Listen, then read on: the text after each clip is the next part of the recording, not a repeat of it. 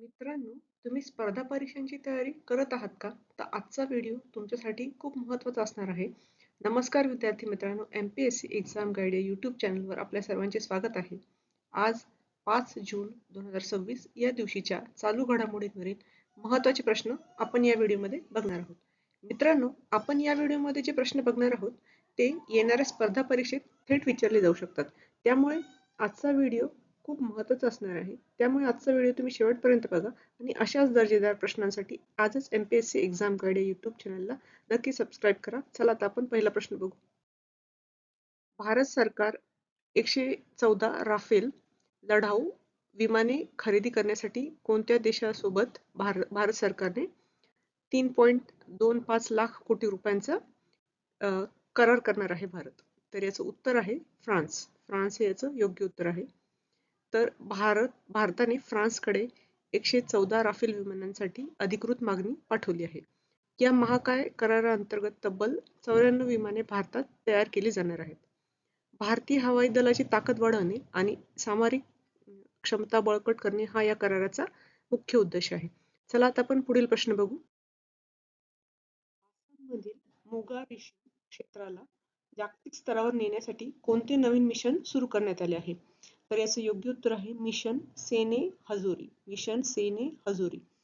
तर या महत्वाकांक्षी मिशनची सुरुवात केंद्रीय मंत्री ज्योतिरादित्य सिंधिया आणि आसामचे मुख्यमंत्री हेमंत बिस्वा शर्मा यांनी केली. तर पुढील 3 वर्षात या उपक्रमासाठी सुमारे 400 कोटी रुपये खर्च करण्याचे नियोजित आहे. तर मोगा रेशीमाला जागतिक स्तरावर लक्झरी ब्रँड बनवणे आणि त्यांची आंतरराष्ट्रीय निर्यात वाढवणे हे याचे मुख्य उद्दिष्ट आहे. तर याचं योग्य उत्तर आहे मिशन सेने हजोरी. तर हा एक महत्त्वाचा प्रश्न आहे. हा येणाऱ्या परीक्षेत विचारला जाऊ शकतो. चला आता आपण पुढील प्रश्न बघू. परदेशातील भारतीय संशोधक आणि वैज्ञानिकांना भारताच्या संशोधन क्षेत्रात आकर्षित करण्यासाठी शिक्षण मंत्रालयाने कोणती नवीन योजना सुरू केली आहे? याचं योग्य उत्तर आहे PM research chair scheme 2026. PM research chair scheme 2026. तर या योजनेद्वारे परदेशात काम करणाऱ्या कुशल भारतीय संशोधकांना भारतात संशोधनासाठी विशेष प्रोत्साहन सुविधा दिल्या जातील. यात प्रामुख्याने AI, सेमीकंडक्टर आणि अवकाश संशोधन यासारख्या 13 आधुनिक क्षेत्रावर प्रामुख्याने भर दिला जाणार आहे. तर जगभरातील बुद्धिमत्ता आणि कौशल्याचा वापर करून भारताची तांत्रिक व वैज्ञानिक प्रगती जलद गतीने करणे हा याचा मुख्य हेतू आहे. चला आता आपण पुढील प्रश्न बघू. हाँगकाँगमध्ये झालेल्या आशियाई अंडर-20 ॲथलेटिक्स चॅम्पियनशिप 2026 मध्ये भारताने किती सुवर्ण पदके जिंकली? तर याचं उत्तर आहे 10 सुवर्ण पदके. 10 सुवर्ण पदके. तर या जागतिक स्पर्धेत भारताने कमालीची कामगिरी करत एकूण 19 पदके स्वतःच्या नावावर केली. यापैकी 10 सुवर्ण, 5 रौप्य आणि 4 कांस्य पदकाचा समावेश आहे. भारत या शानदार कामगिरीमुळे पदक तालिकेत दुसऱ्या स्थानावर राहिला. तर चीन आणि जपान पहिल्या आणि तिसऱ्या क्रमांकावर आहेत या पदक तालिकेत. तर हा एक महत्त्वाचा प्रश्न आहे की भारत पदक तालिकेत याच्यामध्ये दुसऱ्या क्रमांकावर आहे. भारताने 10 सुवर्ण पदके जिंकली, 5 रौप्य आणि 4 कांस्य पदके आहेत यामध्ये. चला आता आपण पुढील प्रश्न बघू. State of India's digital economy 2026 अहवालानुसार भारत जगातील कितवी सर्वात मोठी डिजिटल अर्थव्यवस्था ठरला आहे? तर याचं उत्तर आहे 5वी. 5वी हे याचं उत्तर आहे. तर अफाट डिजिटल क्रांतीमुळे भारत पूर्वीच्या 8व्या क्रमांकावरून थेट झेप घेत आता 5व्या क्रमांकाची मोठी डिजिटल अर्थव्यवस्था बनला आहे.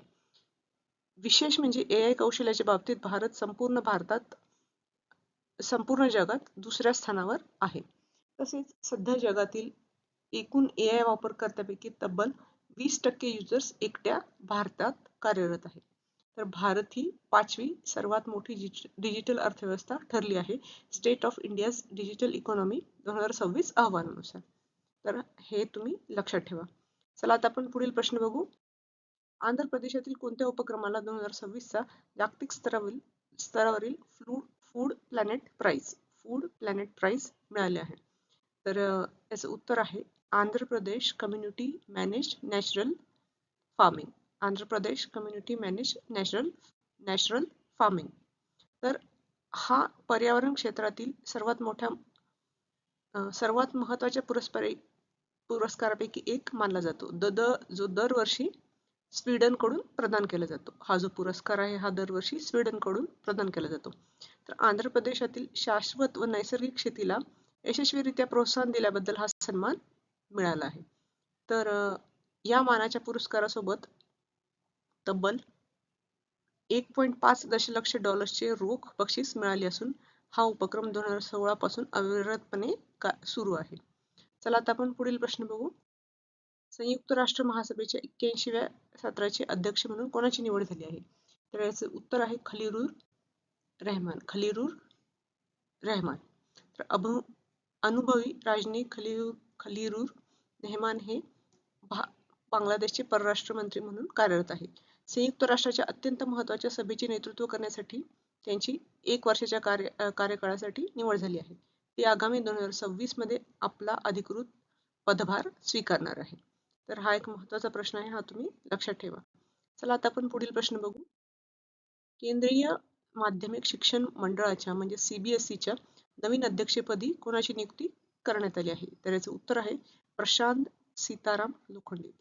सीताराम लोखंडे ही यांची CBSEच्या नवीन अध्यक्षपदी नियुक्ती करण्यात आली आहे. तर केंद्र सरकारने नुकतीच ज्येष्ठ सनदी अधिकारी प्रशांत सीताराम लोखंडे यांची CBSEच्या नवीन अध्यक्षपदी नियुक्ती केली आहे. या महत्त्वाच्या जबाबदारीपूर्वी ते केंद्रीय गृह मंत्रालयामध्ये अप्पर सचिव म्हणून कार्यरत होते. त्यांनी या पदावर कर्तव्य बजावणारे माजी अधिकारी राहुल सिंग यांची जागा घेतली आहे.